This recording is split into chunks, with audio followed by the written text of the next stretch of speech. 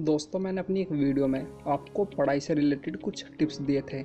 तो उस वीडियो में हमें एक स्टूडेंट ने कमेंट किया कि अगर घर में पढ़ाई का माहौल ना हो तो फिर स्टडी कैसे करें। और ये क्वेश्चन सही भी है, क्योंकि आप ये अच्छे से जानते हो कि बोर्ड एग्ज़ाम हो, यूपीएससी एग्ज़ाम हो या अदर कोई भी एग्ज़ाम हो, सभी एग्ज़ाम में अच्छे मार्क्स लाने के लिए आपका अच्छे से पढ़ाई करना बहुत ज़रूरी है। बट आपसे बेस्ट स्टडी तभी हो सकती है जब आपके घर का माहौल अच्छा हो, मतलब आप अपने घर में पढ़ाई करते समय डिस्टर्ब ना हो। और ये बहुत से स्टूडेंट्स की प्रॉब्लम है कि उनके घर का माहौल पढ़ाई करने का नहीं होता। तो आज की इस वीडियो में आपको मैं कुछ ऐसे तरीके बताने वाला हूँ जिनके द्वारा आप अपने घर में पढ़ाई का माहौल ना होते हुए भी अच्छे से पढ़ाई करके एग्ज़ाम में अच्छे मार्क्स ला सकते हो। तो बने रहिए मेरे साथ इस वीडियो के अंत तक। और दोस्त, यदि आप सच में अपने घर में पढ़ाई का माहौल बनाना चाहते हो तो वीडियो को अंत तक ज़रूर देखना।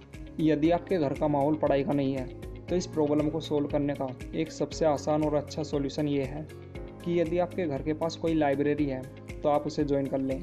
लेकिन यदि आपके पास इतने पैसे नहीं है कि आप लाइब्रेरी ज्वाइन कर सको, या फिर लाइब्रेरी आपके घर से बहुत दूर है, तो फिर आप इन सिंपल तरीक़ों को यूज कर सकते हो। तो हम एक एक करके घर में पढ़ाई का माहौल न होने के मुख्य कारणों को जानेंगे और फिर उनको सोल्व करेंगे। तो घर में पढ़ाई का माहौल ना होने का पहला कारण है घर में छोटे छोटे बच्चों का शोर मचाना। आजकल के बच्चे जितने क्यूट होते हैं उनसे कई गुना ज़्यादा वे शरारती भी होते हैं, और जब हम पढ़ते हैं तो शोर मचा मचा कर हमें डिस्टर्ब भी खूब करते हैं। और जिनके घर में छोटे छोटे बच्चे होते हैं तो वे अच्छे से समझते हैं कि ये क्यूट दिखने वाले बालक घर में पढ़ाई के माहौल को कैसे ख़त्म कर देते हैं।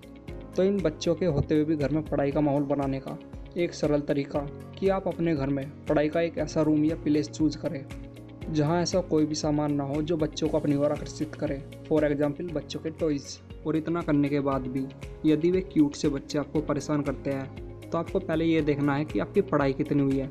यदि आपकी पढ़ाई अच्छे से हो रही है तो आपको थोड़ा समय बच्चों के साथ बिताना है और फिर इसके बाद पढ़ाई करनी है। इससे आपका माइंड फ्रेश होगा और वे बच्चे भी हैप्पी होंगे। लेकिन यदि आपकी पढ़ाई थोड़ी कम हुई है तो बच्चों को पहले आराम से समझाएं।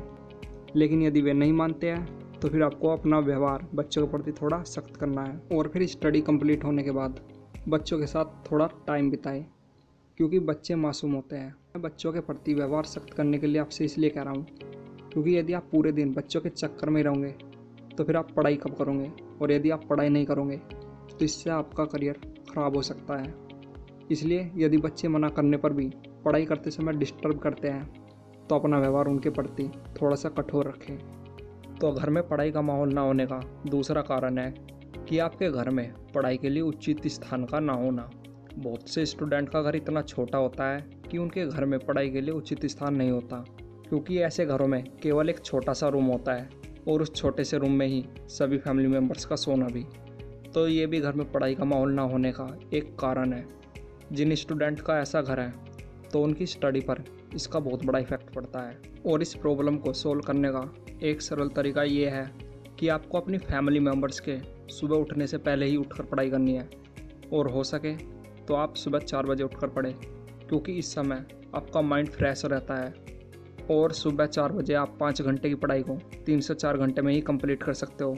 इसका और बेनिफिट आपको ये मिलता है कि सुबह 4 बजे उठकर आप बिना किसी डिस्टर्बेंस के आसानी से पढ़ सकते हो। इस तरह आपको पूरे दिन में जब भी लगे कि आपके घर के रूम में शोर शराबा कम है तो आपको तभी पढ़ना है। तो इस सिंपल तरीके से आप इस प्रॉब्लम को आसानी से सोल्व कर सकते हो।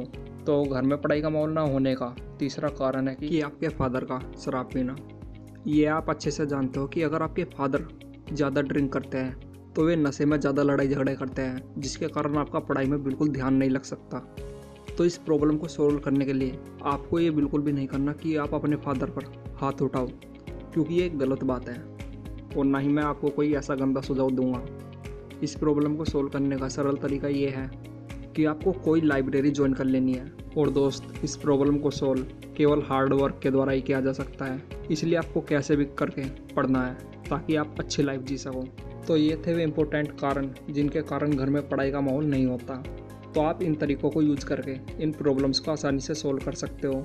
और वीडियो के अंत में आपसे मैं यही कहना चाहता हूँ, जिनको पढ़ना होता है तो वे बच्चों के शोर मचाने या घर के साइज़ पर फोकस ना करके अपनी स्टडी पर फोकस करते हैं। दोस्त, ये बात कड़वी ज़रूर है मगर सच है, क्योंकि कुछ दिन पहले अपने फर्स्ट अटैम्प्ट में हिंदी माध्यम से यूपीएससी क्लियर करने वाली दिव्या तंवर के घर में केवल एक ही कमरा है, लेकिन उनके पिता न होने पर भी उस छोटे से रूम से पढ़कर उन्होंने यूपीएससी क्लियर किया।